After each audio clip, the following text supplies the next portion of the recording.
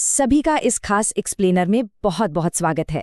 आज हम सीधा उस विषय पर बात करने वाले हैं जो हमारी न्याय प्रणाली की एकदम रीढ़ है, भारतीय उच्च न्यायालय और उनके संवैधानिक प्रावधान। बिना किसी देरी के आइए इस पूरी व्यवस्था को डिकोड करते हैं और देखते हैं कि ये नियम असल में कैसे काम करते हैं। 1862, जरा सोचिए, ये सिर्फ एक साल नहीं है। ये दिखाता है कि हमारी न्यायपालिका की जड़ें कितनी गहरी हैं। ये जानकर सच में हैरानी होती है कि हमारे देश के कुछ हाईकोर्ट्स इसी साल से लगातार काम कर रहे हैं। इतने लंबे समय से न्याय का पहिया बस घूमता ही जा रहा है। आज की चर्चा का हमारा रोड मैप बिल्कुल क्लियर है। हम शुरुआत करेंगे उच्च न्यायालयों की नींव से, फिर देखेंगे नियुक्ति की शर्तें, न्यायालय की शक्तियां, कुछ बेहद दिलचस्प फैक्ट्स और आखिर में करेंगे एक फटाफट रिवीजन। तो चलिए भाग 1 से शुरू करते हैं, उच्च न्यायालयों की नींव। अनुच्छेद 214 हमारी चर्चा का एकदम शुरुआती बिंदु है।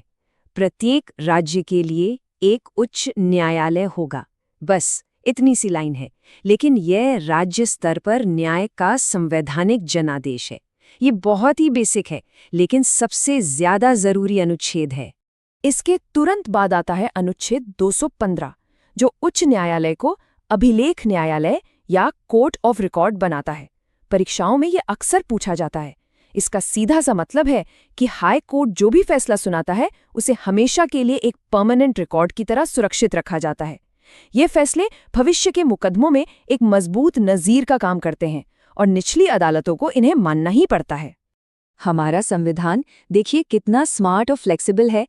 अनुच्छेद 216 संरचना तो तय कर देता है, लेकिन क्या हर एक छोटे राज्य या केंद्र शासित प्रदेश के लिए अलग अदालत बनाना प्रैक्टिकल है? बिल्कुल नहीं।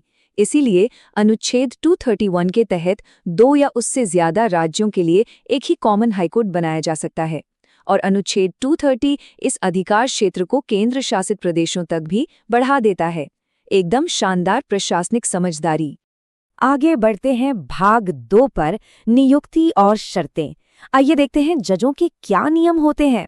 अनुच्छेद 217 को बिल्कुल दिमाग में बिठा लीजिए। उच्च न्यायालय के न्यायाधीशों की नियुक्ति राष्ट्रपति द्वारा की जाती है। यहाँ पे अक्सर एक बहुत बड़ा कन्फ्यूजन होता है। चूंकि ये अदालतें राज्य स्तर पर होती हैं, तो कई बार लगता है कि शायद नियुक्ति राज्यपाल करते होंगे, लेकिन नहीं। न्यायपालिका की आज़ादी बनाए रखने के लिए ये पावर सीधे भारत के राष्ट्रपति के पास है। अब एक जज के पूरे करियर को इन 4 लॉजिकल स्टेप्स में समझते हैं, ताकि ये आर्टिकल्स हमेशा के लिए याद हो जाएं।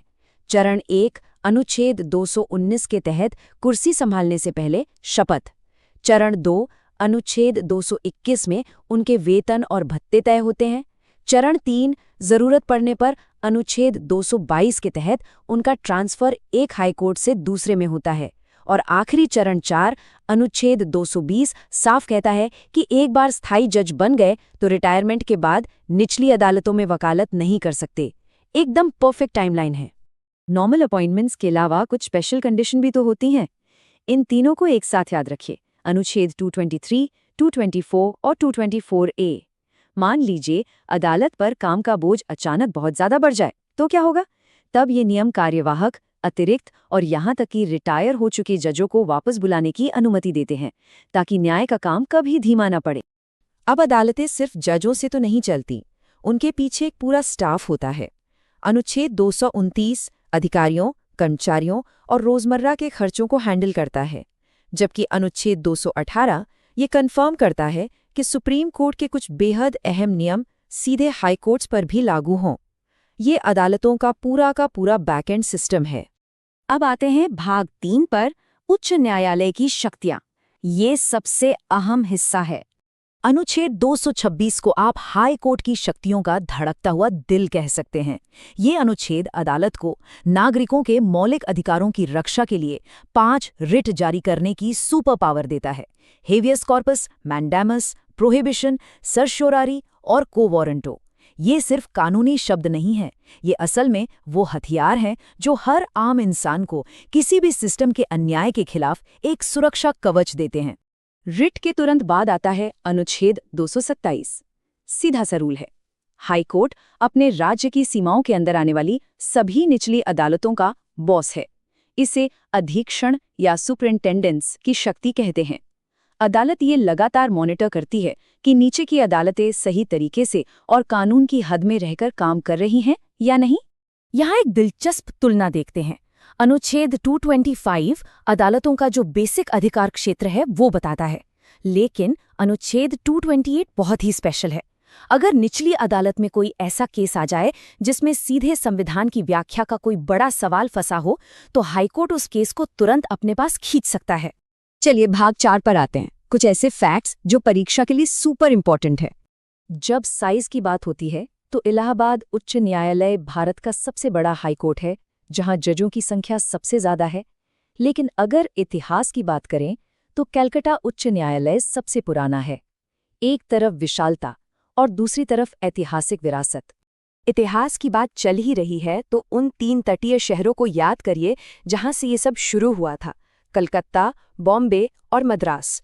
यही वो 3 ऐतिहासिक लेगेसी कोर्ट्स हैं जिन्हें 1862 में एक साथ बनाया गया था। भारतीय कानून के इतिहास में इन तीनों का जो रुतबा है वो किसी और का नहीं। बस इस नंबर को अपनी याददाश्त में पूरी तरह से लॉक कर लीजिए। हाई कोर्ट के जज की रिटायरमेंट उम्र बिल्कुल 62 साल होती है। ये एक ऐसा फैक्ट है जो बार बार घुमा फिराकर पूछा ही जाता है। और अब भाग 5, फटाफट एक क्विक रिवीजन कर लेते हैं।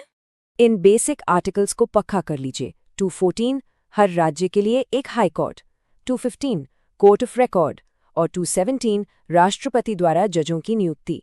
बस इन तीनों को एक साथ याद रखेंगे तो कभी नहीं भूलेंगे। शक्तियों की बात करें तो 226 मतलब रिट जारी करने की शक्ति, 227 मतलब निचली अदालतों पर अधीक्षण या कंट्रोल, और 231 हमें याद दिलाता है कि 2 राज्यों के लिए एक संयुक्त हाईकोर्ट भी हो सकता है।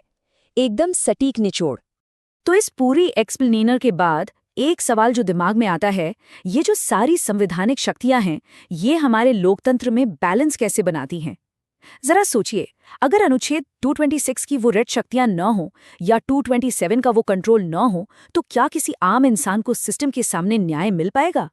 ये नियम सिर्फ किताबों में लिखी बातें नहीं हैं, ये हर रोज हमारे लोकतंत्र में न्याय के तराजू को संतुलित रखते हैं। इन अनुच्छेदों के पीछे की सोच को समझना ही हमारे अधिकारों को समझना है। उम्मीद है आपको ये विश्लेषण पसंद आया होगा।